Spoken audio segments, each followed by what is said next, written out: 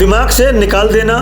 मेरे यहाँ माफ़ी नाम की कोई चीज़ नहीं है। मैं अपने शब्द कभी वापस नहीं लेता, चाहे कुछ भी हो जाए। विधानसभा हो या लोकसभा, खूब हंगामा हुआ और माफ़ी कभी नहीं मांगी और न कभी मांगूंगा।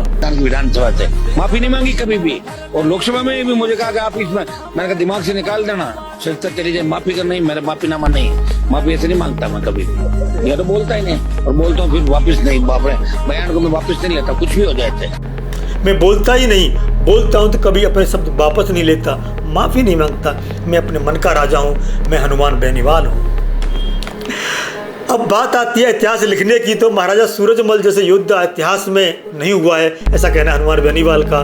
दिल्ली में जब विदेशी हुकूमतें रहीं तो भारतीय रियासतें, किसी राजा ने दिल्ली से टकराने का साहस नहीं किया, किसी भी रियासत ने। एकमात्र महाराजा भरतपुर थे सूरजमल जो दिल्ली से टकराए और दिल्ली को हराया। चिन्ह बने हुए हैं, ये हरे चिन्ह है, यानी कि यहाँ पर कभी मुगलों का राज रहा है, या ये चिन्ह रहे हैं यहाँ पर कभी अंग्रेजों का राज रहा है, चाहे वो बूंदी हो, कोटा हो, उदयपुर हो, कच्छ हो, जैसलमेर हो। लेकिन मैं आपको खास दिखाना चाहता हूँ, आप भरतपुर की तरफ देखें, यहाँ किसी तरह की कभी ये अपराध ही नहीं रहा है। ये हमेशा अजय लोहागढ़ से लोहागढ़ रियासत जाना जाता था, ये अजय रही है भरतपुर रियासत।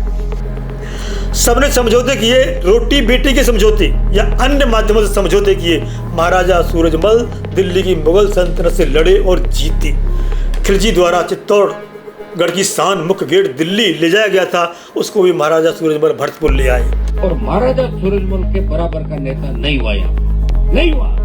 दिल्ली में लड़े भाई, तो दिल्ली में थोड़ी लड़ते, दिल्ली में लड़े, होश उठा दिए मुगलों के। और दिल्ली से लेकर अफगानिस्तान तक जाटों से कांपती थी सियासतें।